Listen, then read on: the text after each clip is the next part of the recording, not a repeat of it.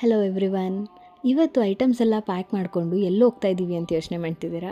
ನಮಗೆ baby hand casting order ಬಂದಿತ್ತು near Nanjangud.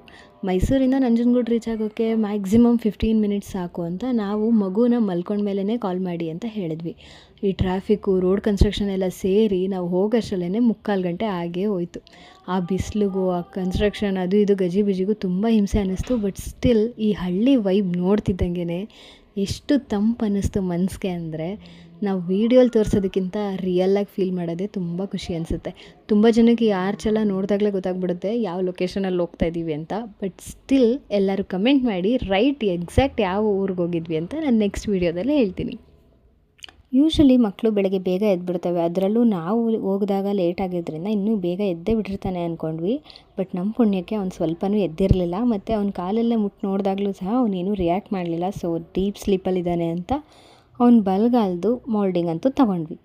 ಅಷ್ಟೇ ಆಗಿದ್ದು. ನೆಕ್ಸ್ಟು ಅವನು ಎದ್ದು ಮಾಡಿರೋ ರಂಪಕ್ಕೆ ನೋಡಿ ಎಷ್ಟು ಮೋಲ್ಡಿಂಗ್ ವೇಸ್ಟ್ ಮಾಡಿದ್ದಾನೆ ಅಂತ.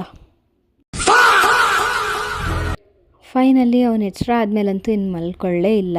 ನಾವು 4 ಗಂಟೆ ನೋಡಿ ಅಲ್ಲೇ 7 ಅಪ್ ಕುಡ್ಕೊಂಡು ಮತ್ತೆ ರಿಟರ್ನ್ ಮೈಸೂರು ಕಡೆ ಬಂದ್ವಿ. ನೆಕ್ಸ್ಟ್ ಡೇ ಅರೌಂಡ್ 3:30 ಸಮಥಿಂಗ್ ಹೋದರೆ ಮತ್ತೆ ಮಲಗಿರ್ತಾನೆ ಅಂತ ಅಂದ್ಕೊಂಡು ಹೋದ್ವಿ. ಈ ಸಲನೂ ಅಯ್ಯೋ ದೇವರೇ, ಈಗಲಾದರೂ ಅವನು ನೀಟಾಗಿ ಮಾಡಲಿ ಅಂತ ಬೇಡ್ಕೊಂಡು ಹೋದ್ವಿ. ನೀವೇ ನೋಡಿ ಅವನು ಆ್ಯಕ್ಚುಲಿ ಈಗ ಏನು ಮಾಡ್ದ ಅಂತ.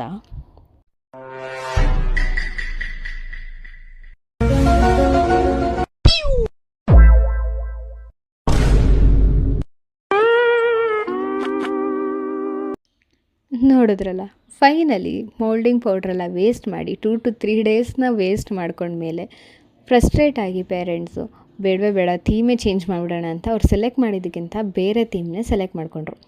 ಸೊ ಫೈನಲಿ ಎಲ್ಲ ಮೋಲ್ಡಿಂಗ್ಗಳು ಸಿಕ್ತು, ಕಾಸ್ಟಿಂಗ್ ಹಾಕೊಂಡು ರೆಡಿ ಮಾಡ್ಕೊಂಡ್ವಿ.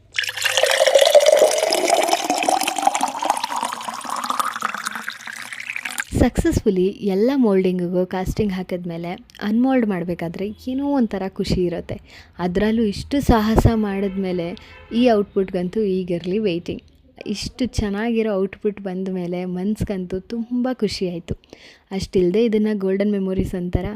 ಸೊ ಇದನ್ನು ಅಷ್ಟು ಕೇರ್ಫುಲ್ಲಾಗಿ ತೊಗೊಂಡಿದ್ವಿ, ಅಷ್ಟೇ ಕೇರ್ಫುಲ್ಲಾಗಿ ಹ್ಯಾಂಡ್ಲ್ ಕೂಡ ಮಾಡಬೇಕು. ಸೊ ಪ್ರತಿಯೊಂದು ಡೀಟೇಲ್ಸ್ ಕೂಡ ನೋಡಿಕೊಂಡು ಈ ಒಂದು ಗೋಲ್ಡನ್ ಮೆಮೊರಿಗೆ ಒಂದು ಗೋಲ್ಡನ್ ಪೇಂಟ್ ಲುಕ್ ಕೊಡೋಣ. Come, let's paint.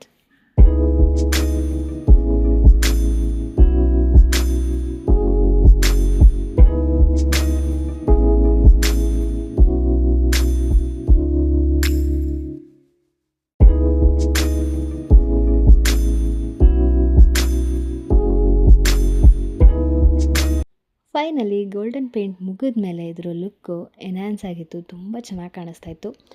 So customer ಹತ್ರ ಮಾತಾಡಿಕೊಂಡು ಅವ್ರಿಗೆ ಯಾವ ರೀತಿ ಬೇಕು ಅದೇ ರೀತಿ ನಾವು ಆ ಥೀಮ್ನ ರೆಡಿ ಮಾಡಿಕೊಟ್ವಿ. ಅವರು ತುಂಬ ಫ್ರೆಂಡ್ಲಿ ಆಗಿದ್ದರಿಂದ ನಮಗೆ ಅಷ್ಟೇನು ಕಷ್ಟ ಅಂತ ಅನ್ನಿಸ್ಲಿಲ್ಲ.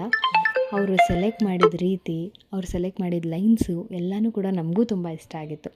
ಸೊ ಇದಾಗಿತ್ತು ನಮ್ಮ ಫೈನಲ್ ಔಟ್ಪುಟ್ನ ಲುಕ್. ಯಾರಿಗೆಲ್ಲ ಇಷ್ಟ ಆಯಿತು ಲೈಕ್ ಆ್ಯಂಡ್ ಕಮೆಂಟ್ ಮಾಡಿ. And for more details you can contact us. Thank you for watching.